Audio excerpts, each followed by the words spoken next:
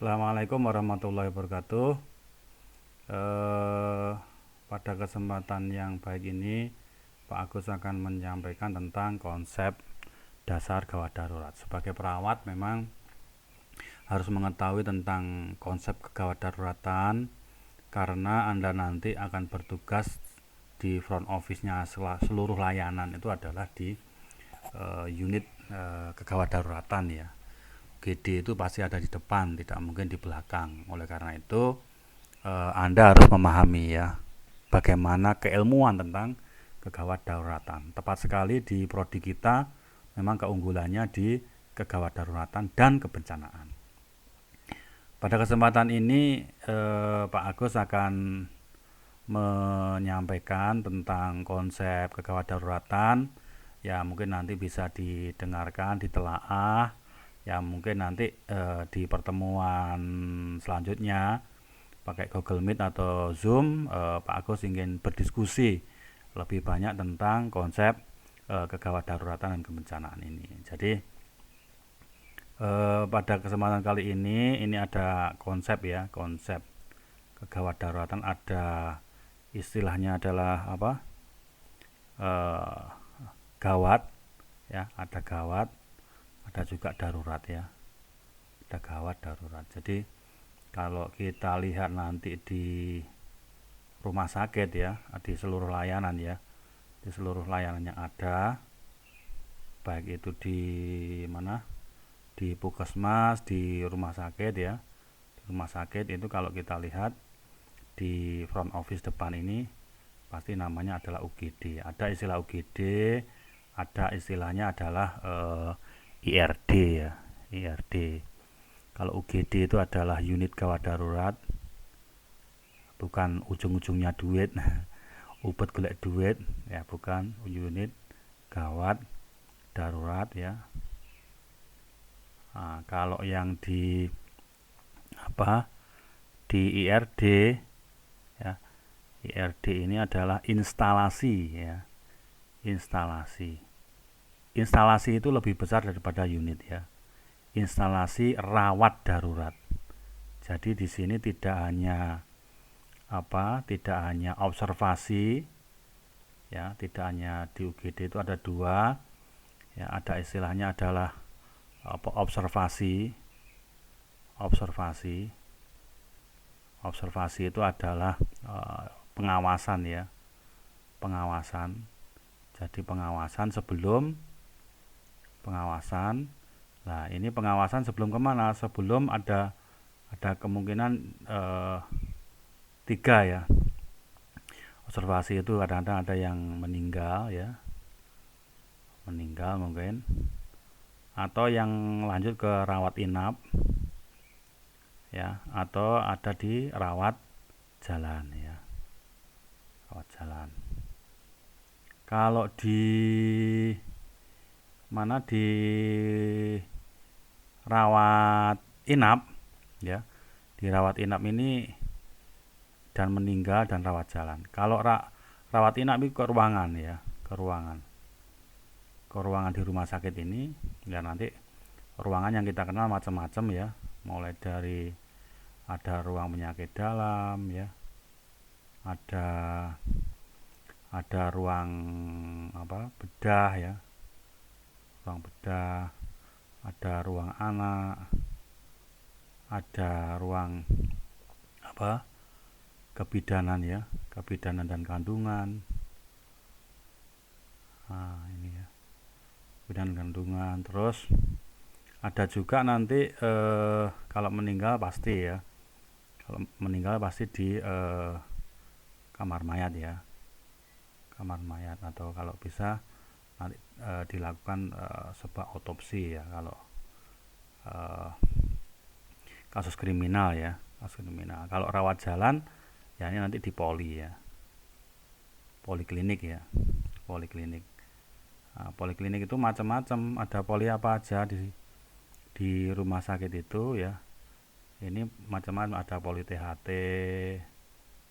ya, ada poli THT, ada poli mata, poli penyakit dalam ya, penyakit dalam, ada penyakit bedah, ada poli kulit, ada poli HIV,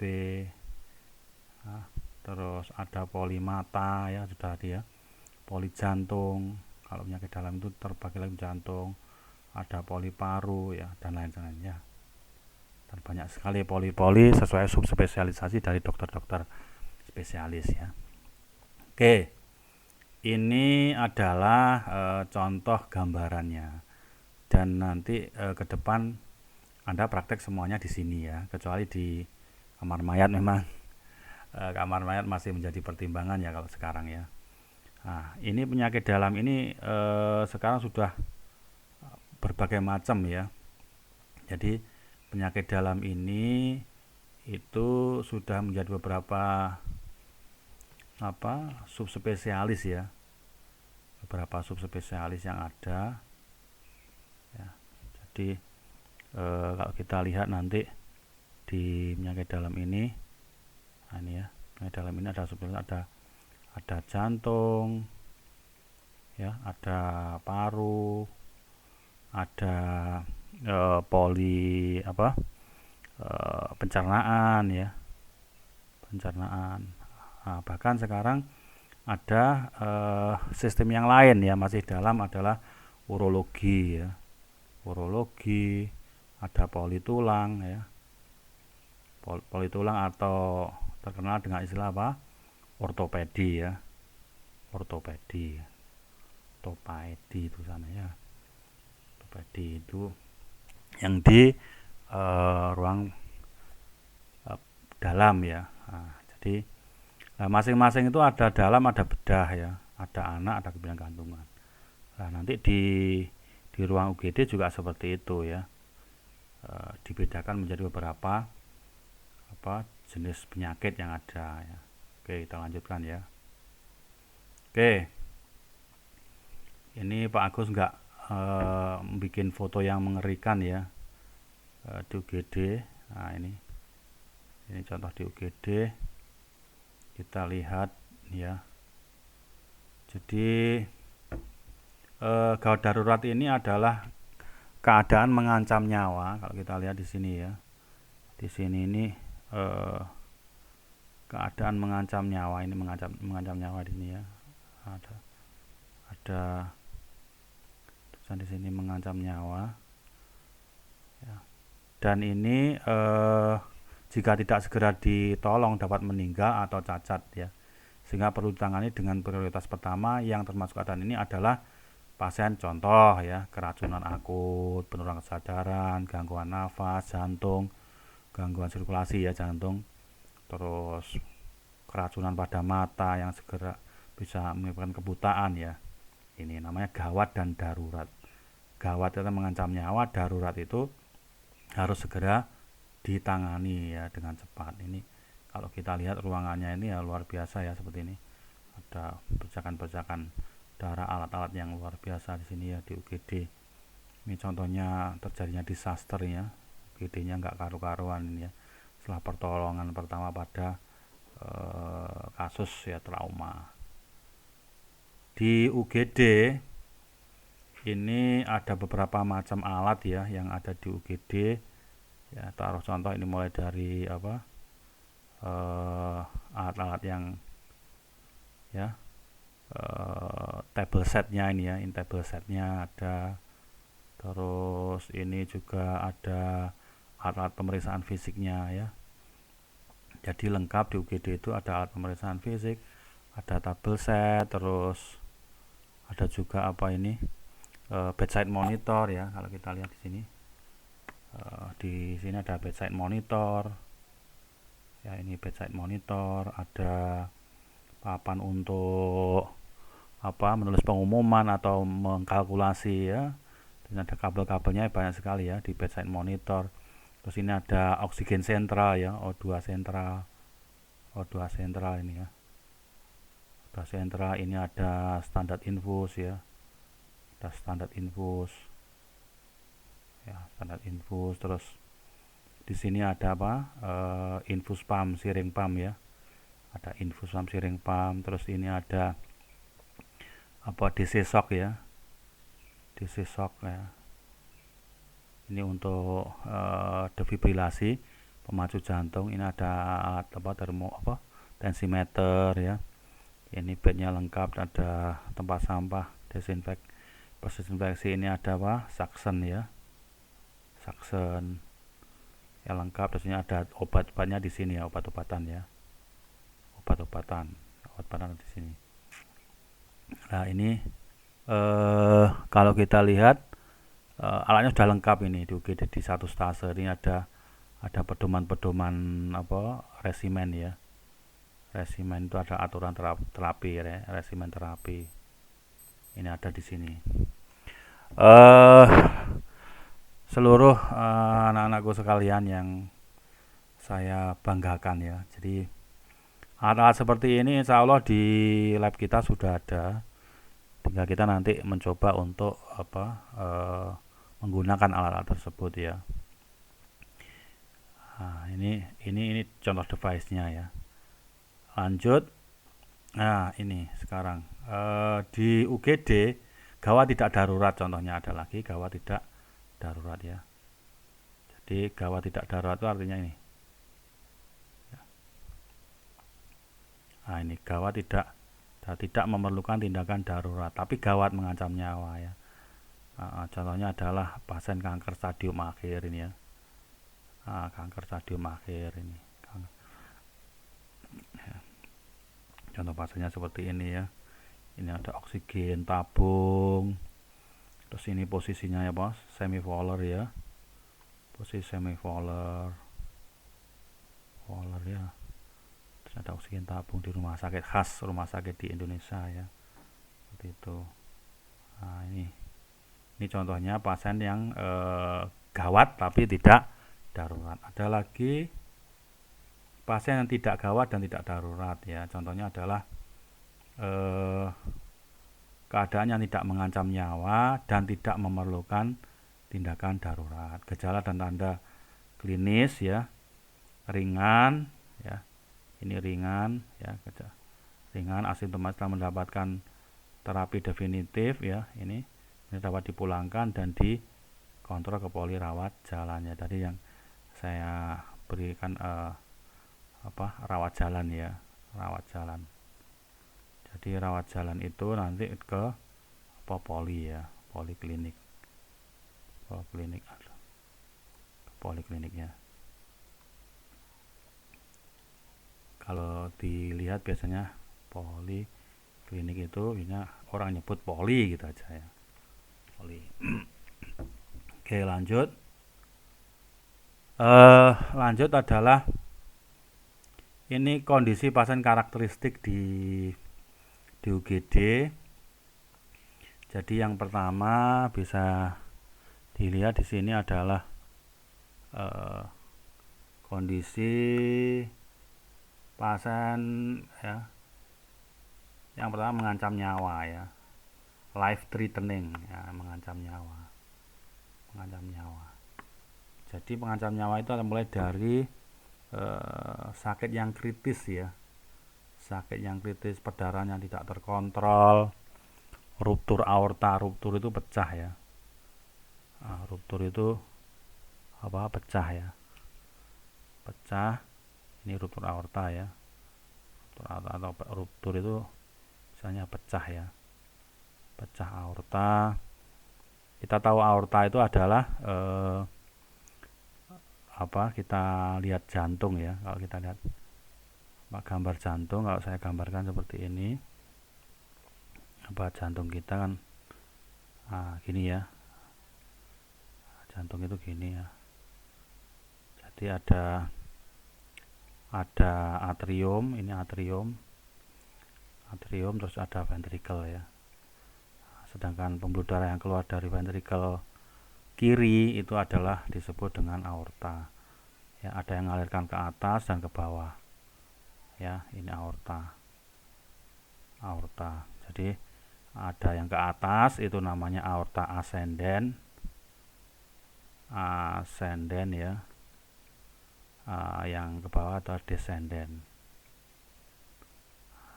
Kalau aorta pecah Nah, ini disebut dengan ruptur. Ya, pecah. Aortanya pecah. Nah, ini sangat membutuhkan life threatening atau mengancam nyawa ya. Perlu life saving ya. Membantu pemulihan kehidupannya ya, menyelamatkan kehidupannya. Ada lagi perdarahan masif ya, banyak sekali perdarahan masif yang terjadi di UGD ya, mulai dari perdarahan karena trauma maupun non trauma. Non trauma itu contohnya adalah stroke ya, stroke, terus ruptur miokardia. Miokardia itu adalah lapisan jantung ya, lapisan jantung.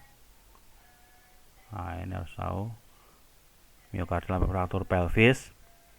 Pelvis ini contohnya adalah ini patah tulang paha. Nah, ini juga membahayakan karena di paha ini banyak sekali pembuluh darah besar ya, terutama adalah arteri femoralis ya, arteri femoralis. Nah, juga ada emergensi gawat hemodinamik ya. Nah, ini juga bahaya. Hemodinamik itu berhubungan dengan darah ya, bisa terjadi perdarahan. KET ini kehamilan ektopik terganggu ya, atau kehamilan ektopik. Ektopik itu adalah di luar kandungan ya, di luar kandungan, ya, di luar kandungan. Ini bisa terjadi perdarahan. Lalu ada fraktur terbuka atau open fraktur ya, atau open fraktur namanya ya. Jadi ini open fraktur. Terus ada juga kita lihat ada injury vaskuler ya, injury vaskuler, perdarahan gastrointestinal, terus juga macam-macam lagi, apendisis akut, fraktur, pinggul dan lain sebagainya. Ya. Oke, kita lanjutkan. Ini adalah sarana prasarana yang ada di IRD. IRD itu merupakan ruangan yang multiprofesi ya, seluruh profesi ada di situ. Makanya harus ada pemimpin dan ada struktur organisasi ya. Siapa aja yang ada di UGD ini yang paling banyak tenaga, 70% adalah 70% itu adalah perawat ya. 70% adalah perawat. Sisanya adalah ada dokter, ada porter namanya ya, porter yang dorong pasien tuh ya ke ruangan. Terus ada lagi pembantu perawat ya, pembantu perawat ya. Baik, kita lanjutkan. Pelayanan di sana mulai apa aja di UGD itu ya. Pelayanan mulai dari triase. Triase itu adalah pemilahan ya, pemilahan pasien yang perlu ditolong ya. Jadi mana yang mengancam nyawa ya, mengancam nyawa, ini yang didahulukan ya. Jadi triase itu memilah dan memilih mana yang didahulukan, yang mengancam nyawa lah. Setelah triase itu dilakukan tindakan life saving atau terkenal dengan istilah resusitasi dan stabilisasi ya. Resusitasi dan stabilisasi ini nanti terkenal dengan istilah initial assessment atau pertolongan awal ya, initial assessment atau pertolongan awal. Pertolongan awal ini nanti dengan memberikan pertolongan ABC ya, airway, breathing, dan circulation ya. ABC nanti saya jelaskan. Terus ada lagi nanti 24 jam bekerja dengan instansi terkait ya. Ini 24 jam ya, 24 jam dengan instansi terkait itu artinya adalah instansi terkait yang ada di sekitar UGD ya, di sekitar UGD ya, mulai dari yang dari UGD itu ya. Kalau saya sebutkan kalau ini UGD ya, di sekitar itu mesti ada OK atau kamar operasi, terus ada farmasi ya, farmasi, Setelah farmasi adalah laboratorium, lab. Terus ada unit darah ya. Unit darah ini yang menyediakan darah. Terus ada juga nanti di situ transportasi ya. Transportasi. Ya, jadi dekat sekali.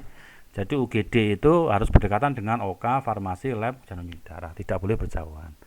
Karena ini nanti harus ada pertolongan pertama yang cepat, baik pengobatan, laboratorium maupun kamar operasi untuk bedah secara cepat ya. Nah, ada juga ini selain bekerjasama ini juga baik di dalam maupun di luar rumah sakit. Ini kalau di luar rumah sakit itu kalau terjadi kekurangan ya, baik SDM maupun peralatan. Kita lanjutkan ya. Ini contoh kesiapsiagaan dalam menghadapi musibah massal ya, contohnya ya. Ini berarti rumah sakit harus punya namanya disaster plan ya. Disaster plan atau istilahnya adalah perencanaan ketika terjadi disaster atau kebencanaan. Ya, ini ada kegiatan di dalam dan di luar rumah sakit, ini harus ada perencanaannya lah. Sarana-sarana penunjang selain itu adalah personalia atau SDM-nya harus lulus istilahnya PPGD ya. PPGD itu pertolongan pertama gawat darurat ya. Jadi PPGD adalah pertolongan pertama ya, gawat darurat ya. Gawat darurat. PPGD ini pelatihannya seperti ini. Nanti Anda tidak hanya PPGD pertolongan pertama gawat darurat, tapi basic trauma cardiac life support ini yang lebih di atasnya ya, istilahnya BTCLS ya. BTCLS ya. Jadi ada basic trauma ya, cardiac life support ya, ada pertolongan pada henti jantung dan juga pada trauma ya. Oke, lanjut. Ini di dalam kegawat darurat itu juga ada first responder. First responder itu adalah orang yang menerima ya pertama kali dan adalah orang yang terlatih secara medis yang datang pertama kali ke lokasi kejadian gawat darurat. Ini first responder ini kalau di Indonesia, kalau di luar negeri ya konsepnya ya, konsepnya itu kalau di luar negeri itu namanya adalah paramedik ya. Paramedik yang dididik untuk pertolongan pertama di tempat kejadian. Kalau di Indonesia umumnya adalah perawat ya, yang menjadi first responder yang ada di lapangan ya, terutama yang ada di klinik atau puskesmas ya, seperti itu. Dan ini first responder ini bisa dilatih tidak hanya untuk orang awam, paramedik ya, pemadam kebakaran, polisi, tapi juga untuk perawat juga perlu dilatih dengan first responder. Ini alat-alatnya seperti itu. Ini ada bukunya juga. Dan Pak Agus dan dosen-dosen yang lain siap untuk melatih first responder ini ya. Oke, lanjut. Nah, ini adalah contoh segera merespon untuk datang ke kejadian. Ini first responder ya. Jadi mulai dari bagaimana dia melindungi diri, melindungi pasien dan lokasi ya, untuk supaya tidak terjadi bahaya lebih lanjut, memanggil bantuan, melakukan pengkajian pasien, melakukan perawatan, pindahkan pasien jika perlu, dan dokumentasi yang telah dilakukan. Ini first responder ini contohnya ya pertolongannya. Nanti saya ajar di initial assessment di video selanjutnya ya. Lanjut, ini cardiac arrest ya, ketika terjadi henti jantung ya, maka dilakukan pertolongan RJP istilahnya ya. RJP, resusitasi ya, jantung paru ya, atau PCR ya. RJP, resusitasi jantung paru ya. Pulmonoresuscitation ya, pulmonocardiac resuscitation ya, PCR ya. Nah, jadi ada istilah PCR. ya. Oke, kita lanjut ya. Atau ini ada pasien yang henti nafas ya, henti nafas ya. Henti nafas itu juga menjadi menjadi masalah juga ya, terutama ini henti nafas. Henti nafas ini ya tidak hanya henti nafas, stridor, retraksi ya, retraksi suprarenal itu ya, bekane ngosrong gitu ya, terus cyanosis, kebiruan ya, karena kekurangan oksigen ini juga, atau tanda-tanda trauma torak ya, trauma dada atau shock. Nanti trauma dada saya jelaskan di initial assessment ya, seperti itu. Karena trauma kapitis itu trauma kepala ya, trauma kepala ini menjadi prioritas kita. Makanya nanti di dalam initial assessment ya, atau pertolongan pertama, ini adalah trauma-trauma yang membahayakan ya. Trauma-trauma membahayakan adalah trauma kepala, trauma dada, dan trauma abdomen. Itu yang abdomen atau perut, itu yang menjadi fokus kita ya. Oke, lanjut. Luka dan perdarahan ya, ini ada luka dan perdarahan, ini memang harus segera kita atasi ya, seperti itu. Luka mengatasi perdarahan sangat cepat dan tepat dan lakukan pembalutan, itu yang paling penting ya. Oke, lanjut. Nomor 13, infeksi 13 adalah shock dan tanda shock, ini yang paling penting ya. Ini shock ini adalah kekurangan darah dan cairan pada manusia sehingga mengakibatkan gangguan suplai darah di tempat-tempat yang penting ya, sehingga ini bisa mengakibatkan ancaman kematian. Karena itu ini contohnya ya, bisa kita lihat di sini ya. Ini kita perhatikan ada pemeriksaan tekanan darah, terus ini ada tanda-tanda shocknya di sini ya, shock atau renjatan ya.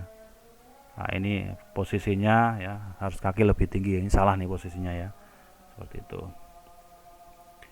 Kita lanjut patah tulang ya. Ini patah tulang, ada patah tulang ya. Fraktur ya, dislokasi. Dislokasi itu mesle ya.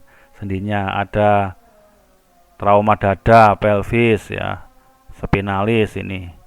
Yang perlu kita lihat ya, ada ekimosis. Ekimosis itu adalah kebiruan ya.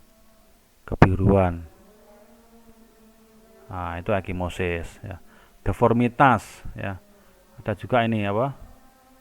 Deformitas ya. Oke, maaf, deformitas. Deformitas itu ada kelainan bentuk ya. Kelainan bentuk. Kelainan bentuk ya. Oke, fraktur patah tulang. Oke. Kita lanjutkan. Nah, ini contoh dari yang di UGD. Yang perlu kita lihat adalah kerusakan otot dalam sumsum tulang belakang ya. Ini harus kita lihat nanti di ini sumsum tulang belakang yang ada di manusia. Nah, ini kalau terjadi patah tulang maka terjadi kerusakan susunan saraf ya. Kerusakan saraf ya di sini. Nah, ini juga trauma abdomen perlu kita lihat ya. Kita lihat di abdomen ini. Ini ada liver, ada lambung ya, ada di sini ada spleen, ada usus halus ya. Usus halus ada duodenum, jejunum, ilium ya. Duodenum, jejunum, dan ilium ya. Kita lihat kolon juga gitu, kolon ascendent, kolon transversum, dan kolon descendent. Dan kolon sigmoid ini dilihat. Biasanya pakai foto namanya BOF ya, atau foto perut ya, foto perut atau BOF, big oversight photo. Nah, ini yang perlu kita perhatikan macam-macam di sini, mungkin ada perdarahan ya, terus trauma jaringan lunak ya, trauma jaringan ya, usus tadi itu, perdarahan internal, perdarahan dalam, ada distress respirasi, rasa sakit pada abdomen ya, terus trauma visceral ya, trauma dalam, ini visceral namanya ya, seperti itu. Ini contohnya juga. Nah, ini ada gambar trauma ini ya. Nah, sini ada trauma tusuk ini ya, tusuk. Ada juga ini Nah, ini kalau kita lihat, masih ingat, saya ulang sekali lagi gambar ini ya. Jadi regio abdomen itu ada 9 ya, 1, 2, 3, 4, 5, 6 ya, 7, 8, 9 ya. Jadi regio yang pertama namanya hipokondrik kanan. Isinya adalah apa? Liver ya. Liver. Terus epigastrium sini, ini isinya adalah lambung. Lambung. Terus hipokondri kiri, left ya, ini isinya ada limpa ya. Limpa. Limpa ya. Terus di sini ada lumbal kanan. Lumbal kanan itu isinya adalah ginjal kanan. Dan kolon naik, ascendent ya. Ascendent. Terus ini umbilikus, ada usus, 3 usus itu ya, usus halus ya, mulai dari duodenum, jejunum dan ilium ya. Duodenum, jejunum, ilium. Terus lumbal kiri ini adalah ginjal kiri dan kolon descendant atau yang menurun. Lanjut ke iliaka kanan ya, inguinal atau iliaka kanan. Ini di sini adalah ada appendix ya. Appendix atau terkenal dengan titik McBurney namanya. McBurney. Hipogastrik, ini hipogastrik. Ini adalah kandung kemih. Kandung kemih kalau pada perempuan ada uterus ya. Uterus.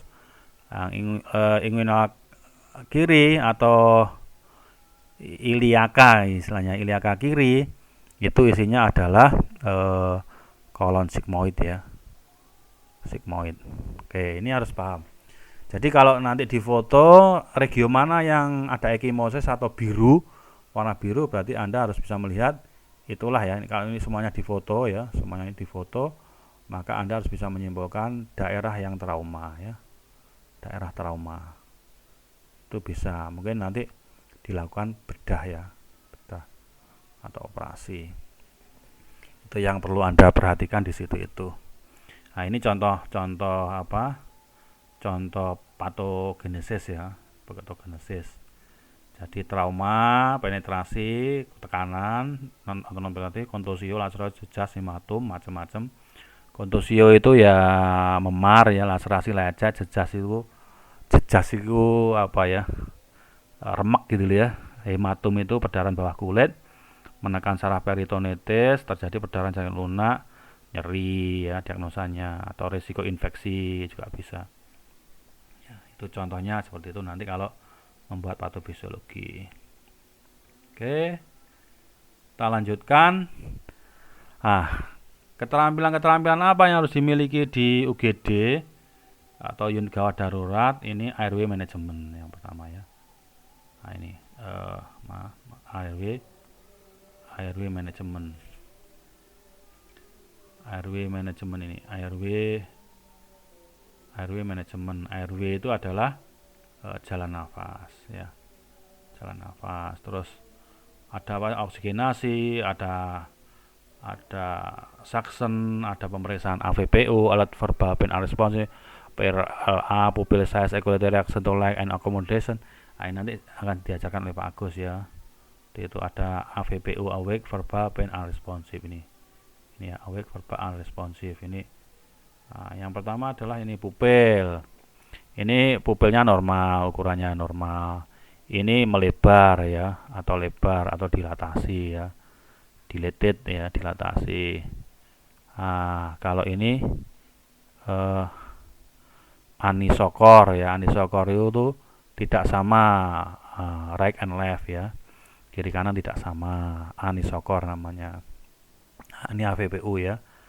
Kalau kita lihat ini AVPU ya, AVPU ya, alert ya, sadar, verbal itu bicara ya, bicara, pain itu nyeri, unresponsive itu tidak respon ya, tidak respon. Tuh. Terus GCS, masih ingat GCS ya, Glasgow Coma Scale ya. Ini harus tahu ya. Glasgow, koma ya, skala, koma Glasgow. Ya, normalnya ini nilainya 3 sampai 15. Yang dilihat ada 3 ya, mata, motorik sama verbal. Ya, mata itu membuka mata secara spontan. Bu, buka mata, buka, atau nggak usah diomong sudah buka 4. Dijak bicara dulu, buka 3, ngantuk berarti ya. Membuka mata karena rasa nyeri, dicubit, tidak ada respon. Begitu terus, mungkin ini sudah dipelajari. Mematuhi perintah, mengeluarkan nyeri, menghindari nyeri, fleksi abnormal. Fleksi itu gini, fleksi ya, fleksi. Jadi tubuh tangannya mendekati tubuh, fleksi. Kalau ekstensi lepas, ya lepas, lepas ya, lemes ya, ekstensi. Itu 2. Verbal orientasi baik, dapat berbicara dengan baik ini ya, bisa lancar. 5. Bingung, aku bingung yang di aku bingung. Itu ada orientasi, itu ada 3 ya. Ada place, person, tempat, orang, dan time ya. Tempat, orang, dan waktu. Bu, ini di mana? Ini siapa? Ini jam berapa? Pagi atau siang? Kalau bingung berarti 4. Kata-kata tidak sesuai ya, ngelantur, suara tok, bergumam, ya. 3. Tidak ada respon. 1.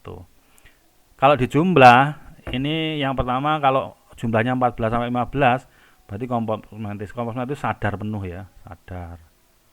Apatis, somnolen, delirium, soporokoma, koma. Ini istilahnya seperti ini. Sampai terakhir itu koma. Koma itu 111 ya. Jumlahnya 3. Ya, itu koma ya. Seperti itu. Oke, 3 slide lagi. Udah waktunya sholat ini ya. Oke. Prosedur emergensi. Ya, ini prosedur emergensi di UGD. Perlu Anda ketahui nanti apa saja yang perlu dilakukan di UGD, termasuk di sini adalah ini bagaimana menggunakan orofaringeal ya, menggunakan alat CPR, terus endotracheal tube ya, memasang NGT, EKG ya, monitor jantung, terus suction ya, suction kontrol perdarahan, termasuk di sana jahit dan lain sebagainya. Ini alat suction ya, suction set, suction set ya. Terus ini hasil EKG, elektrokardiografi ya, kardiografi ya, kardiografi ya, grafi. Oke, ini EKG dipasang ya pada pasien. Ini printernya. Nah, terus ini endotracheal tube ya, atau NGT juga, nasogastric tube ya, dipasang ya. Pasang untuk mengurangi atau mendekompresi isi lambung supaya keluar ya. Supaya nggak kembung bahasanya. Ini bedside monitor. Ini di lab sudah ada bedside monitor ini gambaran EKG ya. EKG-nya di sini. EKG. Terus ini gambaran nadi ya, ini nadinya. Nah, ini nafasnya. Nah, terus ini ada tensi, blood pressure ya. Ada ini oksigen, saturasi O2. Ini nadinya ya, nadi. Nah, terus ini suhu, temperatur. Nah, terus ini ya macam-macam nih pemeriksaan apa di situ ya. Termasuk di sini ada pemeriksaan yang lain-lain, mungkin masih berhubungan dengan kardio ya, jantung. Oke. Nah, tindakan perawatan di unit gawat darurat tadi itu sudah saya kira, termasuk cek neurologis, PLL tadi ya, memeriksa pupil ya, menyediakan beberapa kebutuhan untuk eliminasi ya ini. Oke, saya kira itu. Terima kasih ya. Jadi kesimpulannya adalah kesimpulan di UGD itu adalah life saving atau untuk mengatasi life threatening. Life threatening itu adalah ancaman nyawa ya, nyawa. Itu yang paling penting. Maka di UGD ini harus geraknya perawat ini harus, kalau kita lihat di sini, perawat itu harus cepat dan tepat. cepat, tidak tepat, itu akhirnya gagal pengobatan. Tapi tepat tapi tidak cepat juga gagal. Nah, oleh karena itu harus fokus. Oke, saya kira itu yang saya sampaikan untuk pengantar gawat darurat pada kali ini. Semoga bermanfaat dan nanti menjadi bahan diskusi dengan Pak Agus ya di pertemuan kita selanjutnya ya. Saya kira demikian, terima kasih. Saya akhiri, billahi taufik wal hidayah. Semoga bermanfaat. Assalamualaikum warahmatullahi wabarakatuh.